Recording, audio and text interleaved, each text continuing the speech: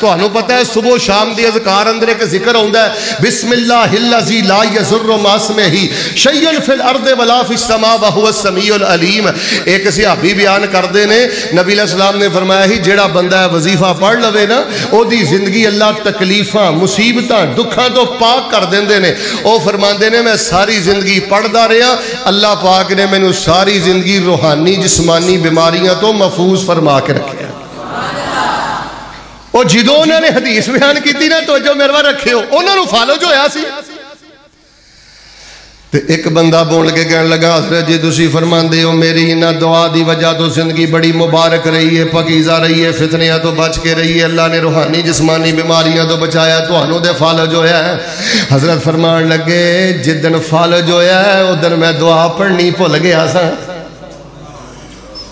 نبی پاک صلی اللہ علیہ وسلم نے فرمایا کوئی مخلوق بندے دا نقصان نہیں کر سکتی جڑا اعوذ بکلمات اللہ التامات من شر ما خلق پڑھدا ہے. میں کتاب الاذکار دے چند نسخے لے کے آیا باہروں حاصل کر لیا جے.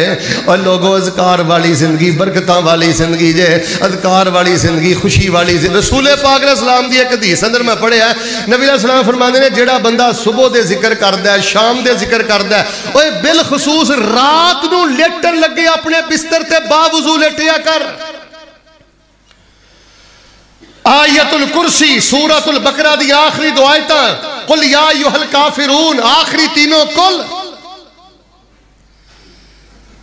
اللہ تبارک و تعالی نظر بد تو جادو تو حسد تو روحانی جسمانی بیماریاں تو پاک زندگی عطا کردا ہے.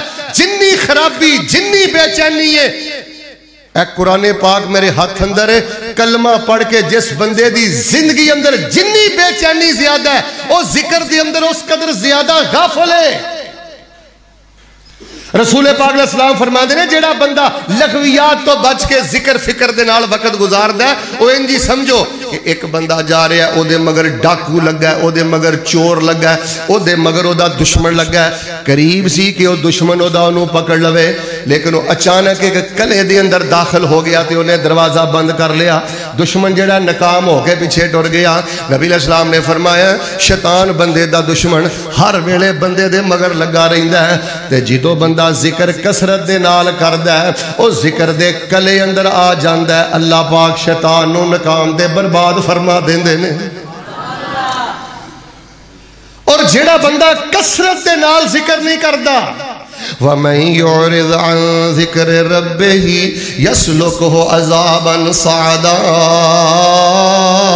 غالباً اللہ پاک نے سورہ جن اندر فرمایا جیڑا بندہ ذکر دا اہتمام نہیں کردا فرمایا اسی انہوں دکھاں دی وادی اندر لے جانے ہیں اسی انہوں تکلیفاں دی وادی اندر لے جانے ہیں.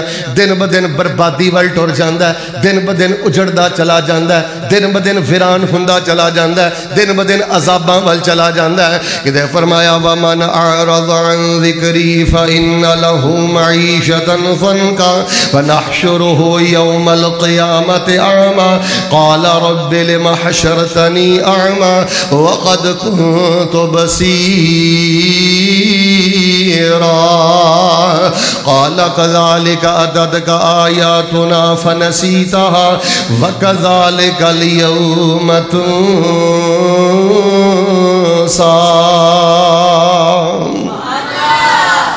اللہ پاک نے قرآن پاک دی واضح آیت اندر رکھے ہے جیڑا ساڑھے ذکر تو منہ موڑے گا لغویات پہ جائے گا بیہودہ مذاق اندر پہ جائے گا نہ انہیں صبح دے اذکار پڑھے نہ شام دے پڑھے نہ رات دے پڑھے نہ انہوں گھر داخل ہون دی دعا یاد نہ باہر نکلن دی دعا یاد نہ غمی خوشی دی دعا یاد نہ کوئی تعزیت دی دعا یاد. فرمایا جس بندے دی زندگی ذکر تو خالی ہوئے گی اللہ فرماندے نے اسیوں دی زندگی تنگ کر دیاں گے.